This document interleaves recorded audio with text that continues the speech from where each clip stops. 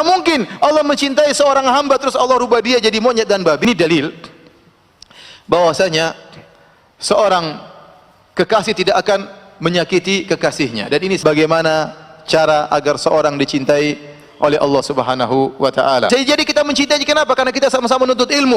Besar nilainya di sisi Allah Subhanahu wa taala. Allah banggakan mereka pada hari kiamat kelak. Perkataan penyair yang kenal dengan Majnun Laila,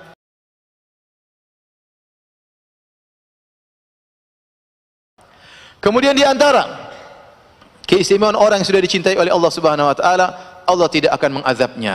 Allah tidak akan mengazabnya. Dan ini adalah buah dari cinta Allah kepada hambanya dengan buah yang sangat luar biasa. Allah tidak akan mengazabnya. Al-Imam Ibnu Katsir rahimahullahu taala membawakan dalam tafsirnya suatu cerita di mana ada seorang pernah bertanya kepada seorang ahli fikih, apakah ada ayat dalam Al-Quran yang menunjukkan bahwasanya kekasih tidak akan menyakiti kekasihnya? Apakah ada ayat dalam Al-Quran yang menunjukkan kekasih tidak akan menyakiti kekasihnya? Maka jawabannya ada, yaitu firman Allah Subhanahu wa taala surat Al-Maidah. Kata Allah Subhanahu wa taala, "Wa qalatil yahudu wan nasara nahnu abna'ullahi wa ahibba'uh. Qul falima yu'adzibukum bidzunubikum bal antum basyarun mimman khalaq." Kata Allah Subhanahu wa taala, berkatalah orang-orang Yahudi dan Nasrani, kami ini kekasih-kekasih Allah Subhanahu wa taala. Orang Yahudi Nasrani, Bani Israel mengaku mereka kekasih-kekasih Allah. Tapi Allah menyuruh Nabi SAW untuk bantah mereka. Apa bantahannya?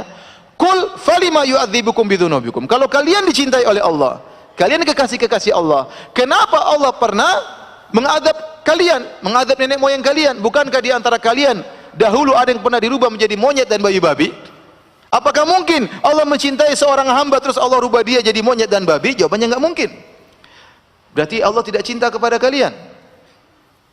Bal antum basyarum mimman khalaq. Kalian sama dengan ciptaan Allah yang lain. Artinya kalau kalian melakukan ketaatan, Allah cintai kalian. Kalau kalian bermaksiat, Allah benci kepada kalian. Ini dalil bahwasanya seorang kekasih tidak akan menyakiti kekasihnya. Dan ini sangat logis.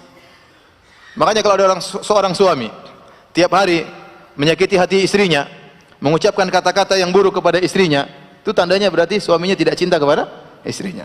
Kalau dia cinta pada istrinya, dia pasti mikir-mikir, apakah perkataan ini menyakiti hati istri saya atau tidak. Dia tidak ingin menyakiti hati istrinya. Tapi kalau tiap hari dia menyakiti hati istrinya, berarti kecintaannya sudah apa? Sudah luntur. Sama, kalau ada perempuan tiap hari ngomel suaminya, berarti cintanya juga kurang tinggi. Ya. Kenapa? Kalau dia memang benar cinta kepada suaminya, dia pasti mengatur kata-katanya jangan sampai menyakiti hati suaminya. Karena seorang kekasih secara logika tidak ingin menyakiti hati kekasihnya. Benar atau tidak? Benar. Benar atau tidak? Benar ya. Nah, jomblo nggak ngerti ya. Jadi kalau Allah Subhanahu wa taala sudah mencintai seorang hamba, nggak mungkin, mustahil Allah akan mengazabnya, nggak mungkin, mustahil. Ya Ustaz, apakah Allah akan memberi hukuman kepada di dunia, dikasih musibah, dikasih ujian? Iya, Allah kasih. Seperti seorang ayah, seorang ibu sayang kepada anaknya, cinta kepada anaknya. Tapi kalau anaknya salah, dia tegur, dijewer kayak, dicubit kayak, diomelin dalam rangka untuk apa? Agar dia berbuat kembali kepada kebaikan. Sama seperti seorang kawan cinta kepada kawannya. Kalau kawannya salah, dia nasihati, tidak dibiarkan. Maka Allah kalau sudah mencintai seorang hamba, Allah mungkin kasih dia musibah, Allah mungkin kasih dia teguran kalau hambanya berbuat salah, atau dalam rangka untuk mengangkat derajatnya. Tapi Allah mengadabnya, dibuat meninggal dalam kondisi su'ul khatimah, nggak mungkin, nggak mungkin. Dibuat terkena musibah, membuat dia terpuruk semakin jauh dari Allah, nggak mungkin. Kenapa? Allah cinta kepadanya. Bahkan Nabi mengatakan, Inna Allah idza ahabba qauman ibtalahum. Sungguhnya Allah kalau sudah cinta kepada suatu kaum, Allah uji mereka, Allah kasih ujian. Idza arada Allah bi abdil khair ajjala lahu al-uqubata fid dunya wa idza amsaka anhu wa idza arada bihi syarra amsaka anhu hatta yuwafiya bihi yaumil qiyamah. Jika Allah menghendaki kebaikan pada seorang hamba, Allah segerakan hukumannya di dunia. Dan kalau Allah menghendaki keburukan kepadanya, Allah tunda azabnya pada hari kiamat kelak. Jadi seorang mungkin dicintai oleh Allah dan dikasih musibah, dikasih ujian, ditegur oleh Allah Subhanahu wa taala, tapi teguran tersebut mengembalikan dia kepada jalan yang lurus. Teguran tersebut membuat dia introspeksi dirinya. Teguran tersebut membuat imannya semakin naik. Teguran tersebut menjadikan dia derajatnya lebih tinggi di sisi Allah. Kenapa? Karena Allah mencintainya. Tapi dia mati dalam kondisi su'ul khatimah, diberi musibah, kemudian semakin terpuruk, semakin jauh dari Allah. Enggak mungkin. Kenapa? Karena Allah mencintai hambanya tersebut. Hadirin dan hadirat yang rahmatillah subhanahu wa ta'ala, ini diantara hal-hal yang mungkin diraih oleh seorang jika dia telah dicintai oleh Allah subhanahu wa ta'ala. Nah, sekarang yang kita bahas, bagaimana cara agar seorang dicintai oleh Allah subhanahu wa ta'ala. Ada beberapa sebab yang disebutkan oleh para ulama bagaimana seorang bisa dicintai oleh Allah subhanahu wa ta'ala. Di antaranya Ibnu Qayyim rahimahullahu ta'ala, beliau sebutkan dalam kitabnya Majarijus Salikin, dia sebutkan asyratul asbab al-jalibah li mahabbatillah. 10 sebab yang menjadikan seorang dicintai oleh Allah subhanahu wa ta'ala. Dia mencintai Allah dan Allah akan juga mencintainya. Kita akan sebutkan sebagiannya. Di antara sebab-sebab tersebut agar bisa dicintai oleh Allah subhanahu wa ta'ala, ya. Yang pertama, dia belajar mencintai orang lain karena Allah subhanahu wa ta'ala, ya. Dia belajar mencintai orang lain karena Allah subhanahu wa ta'ala. Seperti dalam hadis, ya, inna rajulan zara akhan lahu fi qaryatin ukhra. Ada seorang laki, dia menziarahi saudaranya di kampung yang lain, ya. Fa arsadallahu ala madrajihi malakan, maka Allah kirim malaikat yang menjelma jadi manusia menunggu di tempat lewat orang tersebut. Tatkala orang tersebut berjalan jauh menuju ke saudaranya, dia lewat dan bertemu dengan malaikat. Malaikat bertanya, aina turid? Kemana kau hendak pergi? Maka dia berkata, uridu akhan li fi hadhil qaryah. Aku ingin menziarahi saudaraku di kampung ini. Maka malaikat bertanya, hallaka min ni'matin tarubbuha alaih? Apakah ada kenikmatan atau ada pekerjaan, ada syugulan yang kau kesana dalam rangka urusan tersebut? Apakah ada kebun yang hendak kau lihat? Apakah ada titipan yang ingin kau cek? Apakah ada ternak atau dagangan yang ingin kau perhatikan? Kata dia, tidak. Walakini ahbabtuhu fillah. Saya kesana bertemu dengan dia karena saya cinta dia karena Allah subhanahu wa ta'ala. Maka malaikat tersebut berkata, fa inni Rasulullah ilaik anna Allah ahabbak kama ahbabtahu fi. Sungguhnya aku adalah utusan Allah yang mengabarkan kepadamu bahwasanya Allah mencintaimu karena kau telah mencintai temanmu karena Allah subhanahu wa ta'ala. Ini dalil yang sangat tegas bahwasanya seorang kalau dia mencintai orang lain karena Allah subhanahu wa ta'ala, maka Allah akan mencintainya, ya. Itulah yang disebut dengan al-mahabbatu fillah, cinta karena Allah subhanahu wa ta'ala. Yang cinta ini tidak ada yang mengajarkannya kecuali Nabi sallallahu alaihi wasallam. Sebelum Nabi datang di Mekah maupun Madinah, sudah terjalin cinta kasih di antara orang-orang Quraisy, di antara orang-orang Arab. Tetapi semua kecintaan tersebut, relasi tersebut dibangun di atas dunia.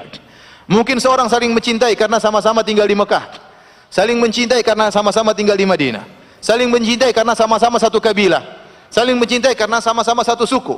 Kita pun demikian, terkadang kita saling mencintai, rindu ketemu dengannya karena sama-sama satu hobi, karena sama-sama satu jurusan. Tetapi ada cinta model baru yang diajarkan oleh Nabi sallallahu alaihi wasallam, yaitu cinta karena Allah subhanahu wa ta'ala. Yaitu kita mencintai si fulan bukan karena dunianya, bukan karena sukunya, ya, tetapi karena dia muslim, dia mukmin, taat kepada Allah, kita cinta kepadanya. Bisa jadi dia tidak kaya, bisa jadi dia tidak cerdas, tetapi kita cinta kepada orang ini. Kenapa? Orang ini taat ke masjid, orang ini rajin baca Al-Quran, orang ini selalu menjaga lisannya. Kita cinta dia karena Allah subhanahu wa ta'ala. Bisa jadi kita mencintainya, kenapa? Karena kita sama-sama berdakwah di jalan Allah subhanahu wa ta'ala.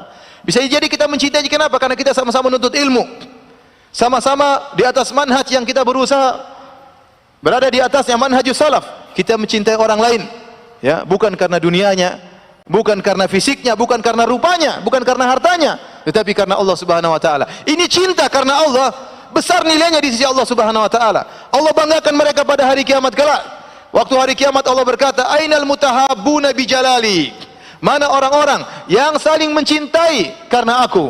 Al-yawma udhilluhum fi yawmin la dhilla illa dhilli. Pada hari ini aku akan naungi mereka tatkala matahari jaraknya 1 mil, di naunganku yang tidak ada naungan kecuali naunganku, kata Allah Subhanahu wa taala. Ini orang-orang spesial yang mereka mencintai, saling mencintai karena Allah. Oleh karenanya, ya ikhwan dan akhwat yang dirahmati Allah Subhanahu wa taala, kita berteman, kita menyambung relasi, cek diri kita, benarkah kita mencintainya karena Allah atau ada dunia di balik kecintaan kita tersebut?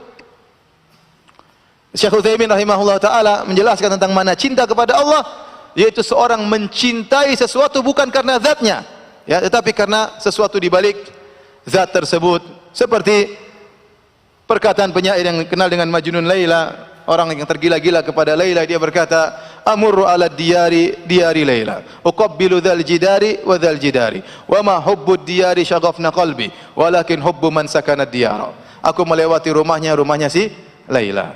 Aku pun mencium tembok-tembok rumah, ya, yang ada di kampung tersebut, ya. Bukan karena kecintaanku kepada tembok aku cium tembok, tetapi yang ada di balik tembok. Siapa yang di balik tembok? Laila Al-Lomboki, ya. Ada Laila di balik tembok tersebut. Maksud hati memeluk gunung, apa daya tangan tak sampai. Maksud bibir mencium Laila, apa daya ketatap tembok, ya. Jadi dia mencium tembok tersebut bukan karena temboknya, tapi karena ada di balik apa? Tembok. Apa kelezatan tembok? Enggak ada manisnya, enggak ada cantiknya, ya. Tapi di balik tembok tersebut ada siapa? Laila. Itu namanya cinta karena.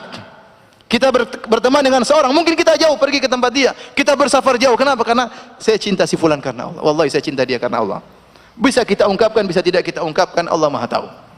Tapi seorang mencintai orang lain karena Allah Subhanahu wa taala, meskipun dia harus bersafar, meskipun dia harus mengeluarkan biaya, karena dia ingin mentahqiq, mewujudkan al-mahabbatu fillah. Ini enggak sepele di sisi Allah Subhanahu wa taala. Oleh karena tatkala Allah menyebutkan 7 golongan yang dinaungi oleh Allah Subhanahu wa taala, dan 7 golongan semuanya orang-orang hebat, kata Allah Subhanahu wa taala, rajulani tahabba fillah ijtama'a alaihi wa tafarraqu alaihi. 2 orang saling mencintai karena Allah, berpisah karena Allah, bertemu karena Allah Subhanahu wa taala.